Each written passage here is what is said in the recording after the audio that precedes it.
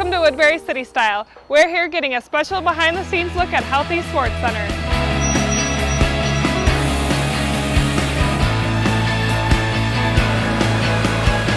HealthEast Sports Center features 3 ice rinks and an indoor field house, open daily from 6 a.m. to 10 p.m. Joining us now is HSC specialist Katie Broderick. Hi, Katie. Hi, Emma. So, Katie, what are you responsible for here at the Sports Center? I'm primarily responsible for overseeing the operation of the facility, which includes the maintenance, the cleaning, product ordering, concessions, staff hiring and training, and then also staff scheduling. Speaking of staff, how many staff members are employed here at the Sports Center? There are 4 full-time staff at HSC, and there are also 35 to 45 part-time staff, depending on the season. So I know you host a lot of tournaments and events here. How does your staff prepare for something like that? The main thing that our staff has to do, there's a lot of cleaning that goes into it. We have to order product. We have to make sure that all of the facilities that are going to be used are in tip-top condition, which means there's probably a lot of maintenance that we have to do. But the main thing is just making sure we're staffed, making sure all the equipment is operating properly, and making sure we're ready to have a fun weekend ahead. So what is the most challenging thing about your job? I think the most challenging thing about the job is the fact that we have equipment that we operate 24 hours a day. Obviously equipment will fail, and of course it happens at the time when you least expect it to fail. But I think that also is part of what I enjoy about the job is the fact that no 2 days are the same, and you never know what you're going to come into, but you just come in, you just deal with it, and you go from there. So it kind of adds to that excitement factor of the job too. So speaking of that, what is your favorite event that has happened in 2017? I would definitely have to say my favorite event was the Stanley Cup event when Jake Gensel brought the Stanley Cup back to Woodbury. I think it was awesome for the community. I've worked here with the city for 22 years, so it was fun watching him grow up and then watching him bring that back, and just the tradition that's involved with the Stanley Cup, and then also just the tradition with the program itself. So people come from all over the metro to the Sports Center. What impression do you want to leave them with? I think the main impression we want to leave them with is obviously this is a huge and beautiful facility, but the main thing is we pride ourselves on the friendliness of our staff. Our staff like to go above and beyond to ensure that every participant that comes into HSC is having a great time and that they leave here thinking, wow, I would like to come back. Thanks, Katie. I look forward to learning how the rest of the Sports Center operates. Definitely, Emma. But first, Megan Beck tells you what's happening in Woodbury in our Woodbury Update. Thanks, Emma. If you are a dog owner, we want to remind you that dog licenses must be renewed for 2018. Licenses cost $10 for dogs that have been spayed or neutered and $18 for dogs that have not. Dogs 6 months or older are required to be licensed with the city, and only licensed dogs are allowed to use Andy's Bark Park, the city's dog park. Owners must show proof of rabies vaccination at time of purchase. Licenses are good for 2 years and are available at City Hall. Mayor Mary Giuliani Stevens held a business update luncheon last month at the Eagle Valley Golf Course. She spoke about the current state of the local business community and the positive increase of medical-related businesses. Woodbury sure is a medically sophisticated community. I'm just going to list a few of these medically related healthcare companies that are here. Children's Hospital and Clinics, Central Pediatrics, Minnesota Gastroenterology just signed a lease for the new building that's going at City Place, and they'll be occupying that. And currently today, I think we're over 200 medically related businesses. On February 24th, the mayor will give her State of the City address at Central Park. This past summer, Minnesota Wastewise performed a waste sort of the outdoor fields at HealthEast Sports Center to study the city's recycling efforts. This was the first summer with recycle and compost bins near the outdoor fields. The study showed that these bins are making an impact as recycling increased from 5% of the waste stream to 46%. Even though this is a great improvement, users of the Sports Center are asked to be mindful of what they are throwing away and to make sure you place your waste items in the proper bin. We all need to prepare for the winter season, and you can do so by following these winter rules. Residents are asked not to park on city streets between 2 and 6 a.m. and anytime 2 or more inches of snow have accumulated to allow plow drivers to completely clear the street.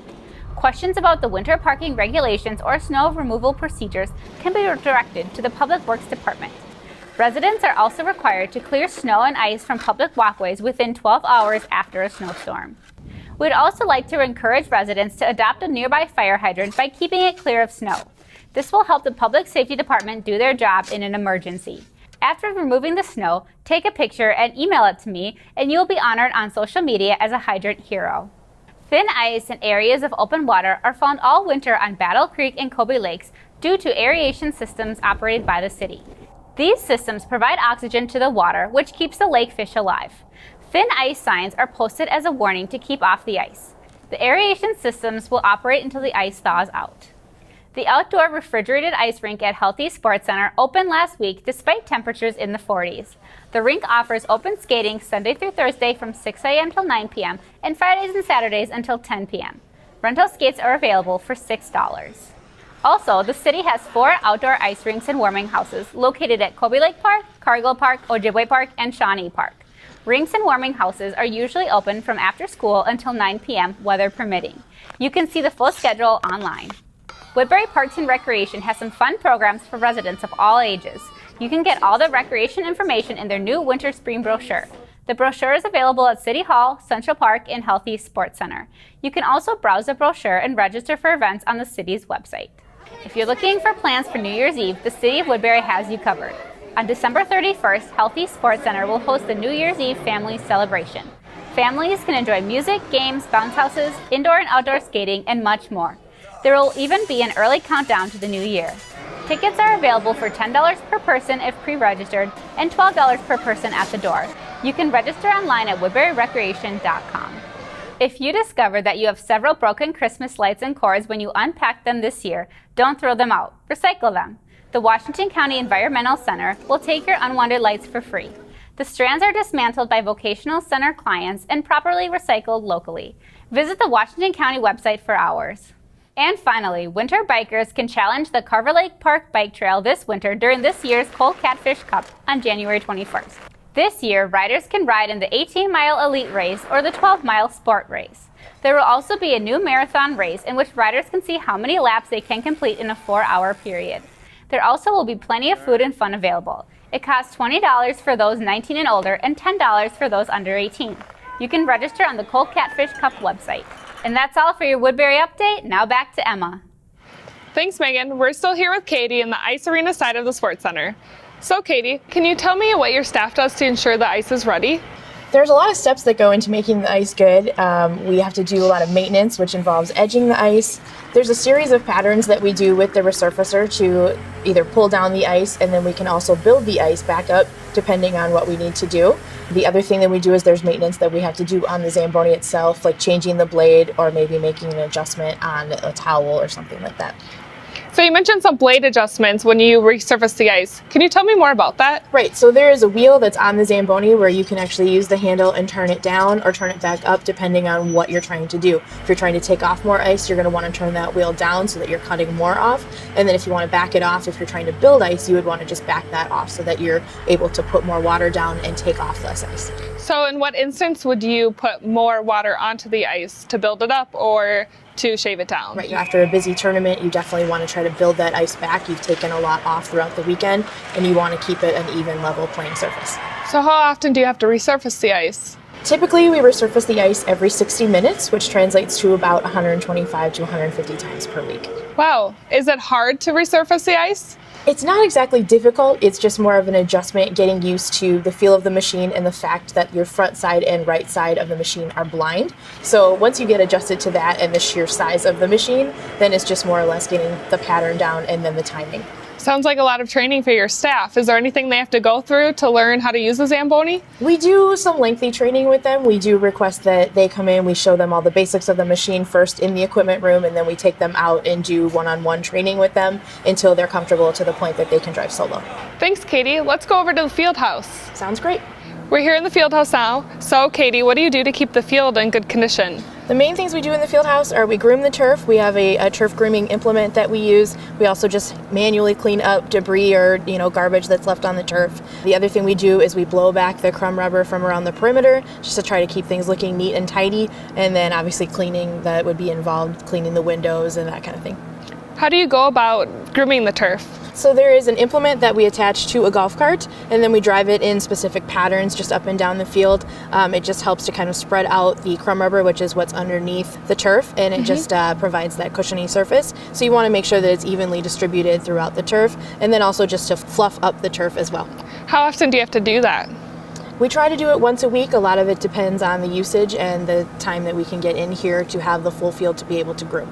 How often is the field house utilized in the winter? During the winter, in the mornings, it's used primarily by the open walk and run participants, and then in the mid-afternoons, we have a lot of open soccer participants, open lacrosse, and then in the evenings, it's used primarily by the youth sport groups for soccer, baseball, softball, or lacrosse. Thanks, Katie, for showing us the operations side of the Sports Center. No problem. For people who have never been here before, why should they check it out? I'd like to think that there's something for everyone. I think that we offer open programs, and then the amount of sports and other activities that are available here, I think it does offer something for everyone in the community.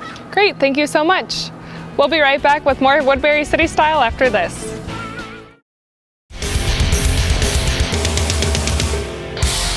Welcome to the Rec Zone. I'm Recreation Specialist Elizabeth Owens. And I'm John Hagan. You can end the year at the HealthEast Sports Center. Join Woodbury Parks and Recreation as we host our annual New Year's Eve family celebration on December 31st. This event is from 6 to 9 p.m. This event usually sells out, so make sure you pre-register. Grab your bike and your winter gear and come participate in this year's annual Cold Catfish Cup. This winter bike race takes place at Carver Lake Park on January 21st. Make sure you register early as ridership is limited. Get out this winter and enjoy one of our 5 outdoor ice skating rinks. We operate warming houses at Kobe Lake Park, Shawnee Park, Ojibwe Park, Cargill Park, and the HealthEast Sports Center. Rinks and warming houses are usually open from after school until 9 p.m. Keep learning even when school's out with Science Explorers. Explore careers in science, technology, engineering, and math on January 15th, and on February 19th, you can make some crazy catapults. The fun takes place at Evergreen West Park Building in the mornings. You can register for these programs and more by logging on to woodburyrecreation.com or by calling 651-714-3583. That's all for the Rec Zone. I'm John Hagan. And I'm Elizabeth Owens. I've been working for the city of Woodbury for 8 years. Typical snowfalls, we will start at 4 a.m. so that we can have all the priority roads plowed by morning rush hour. We all have our own routes. There's 18 routes divided into the city, and we all stay in the same route. Once we're done plowing our routes, if there's more weather in the forecast, we'll take them back to the shop, reload them with salt and calcium chloride, and refuel them so they're all ready to go for the next snow event. I enjoy the feeling of accomplishment, seeing behind you or coming back the other direction on the road that you just plowed and being able to say, hey, I cleared that road and everybody's going to get to work today. I'm Brad Metcalf, City of Woodbury snowplow operator, and my style is Woodbury City Style.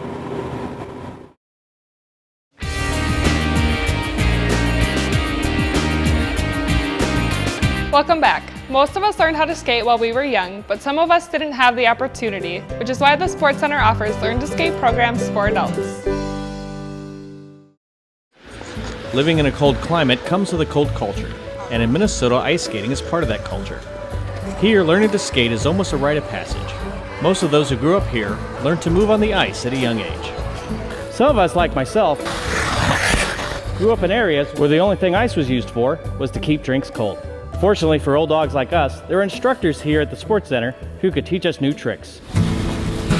It's not a natural thing to get on it when you're a 40-year-old anybody. It doesn't feel natural.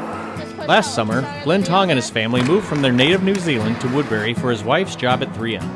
Wanting to experience Minnesota culture, she signed her family up for skating lessons. My wife was adamant that we were going to learn to do different sports within Woodbury and in the US, so we're trying ice skating. So every Saturday morning for the past 6 weeks, this family of 4 hit the ice and moved outside of their comfort zone. The instructors teach them the same way they teach their younger students, starting with the basics. The teaching's very, very good. She's very relaxed and easygoing, which makes it easy for us. It's been going okay. Going forward's very easy, going backwards a whole different story. But we're working on it. We've got another 2 more lessons and we'll just keep trying. The instructors insist that adults learn quicker than children, which encourages this family as they see a little improvement every week. Getting better every week. You got to kind of find your feet when you come out and start, but it's fun. Fun and family is why the Tongs have embraced the sport, which is exactly why program coordinator Brenda Walker encourages people at any age to learn how to skate. I guess I firmly believe that adults should learn how to skate if they've never learned how, because it's a great family sport. It's Minnesota and everybody likes to be outside. Most of the people that are taking adult skating lessons are parents whose children have started to skate and they maybe just skated a little bit when growing up and wanted to enhance their skills. Or they're people that have come from other countries or California and other states where skating isn't as prevalent and want to be part of Minnesota and learn how to skate so they can skate outside on the ponds as well as skating inside. Whether you're new to the area or just want to keep up with your kids, the Sports Center is a great place to learn. It doesn't matter if you're 4 or 44. So this winter, get out and try something new and different. Lace them up, head to the ice arena, and learn how to glide on the ice. You'll be glad you did. You can register for our Learn to Skate programs at woodburyrecreation.com. Inside the field house, there are a lot of programs for adults, including open walk run, pickup soccer and lacrosse, and organized adult leagues. First fall, right there. On a cool Wednesday night, a familiar sound reverberates through the Bielenberg Sports Center Fieldhouse. Obstruction. The sound from Mark Goulding's whistle means that it's just another night in the Woodbury Adult Soccer League. The ball can't be touched. It has to go outside the box no matter what. Nobody can touch it. It's a restart. Soccer players from all around the Twin Cities make up this 12-team league. They don't play to relive their glory days, but to continue playing the sport they love at a high level of competition. It's more of a rec league, but it's pretty competitive. Probably more than the leagues I've played in the past. It's probably the most competitive in the Twin Cities, if not top 2 for sure. Makes it more competitive is the facilities. First of all, everybody likes to play in nice facilities, nice warm facilities, as opposed to domes that can frequently get cold.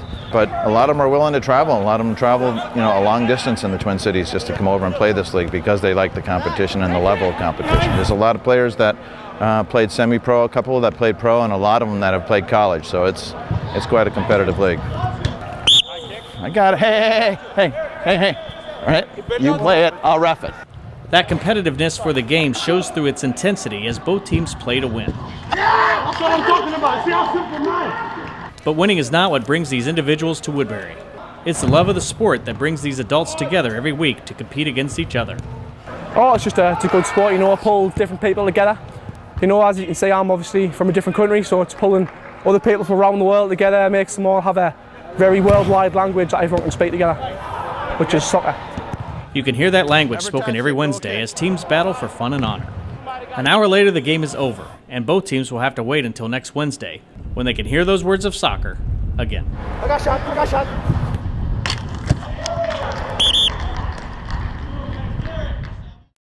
Soccer is just one of the many leagues the Recreation Department offers. Just south of the Sports Center, several new housing developments are being constructed. City Planner Eric Searles tells us more in our development plan. We are standing to the south of East Ridge High School on the Copper Ridge subdivision.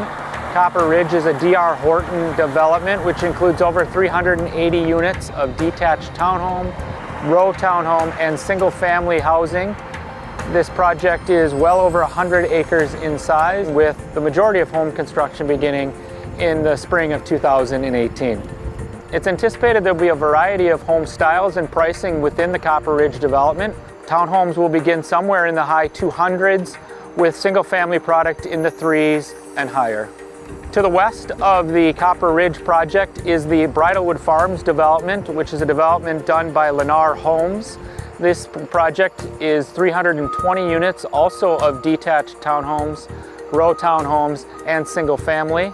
That project has begun in the fall of 2017, with utility and street improvements beginning in 2018.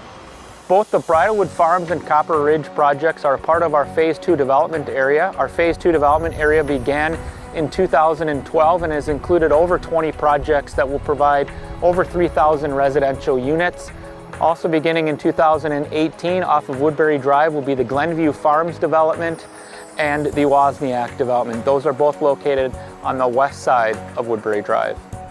The city's Phase 2 growth area provides a wide variety of housing options for current and future residents to ensure that we have a housing product available for all prospective buyers.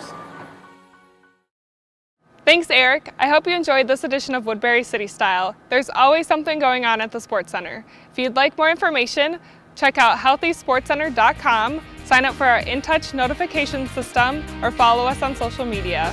Thanks for watching. We'll see you next time.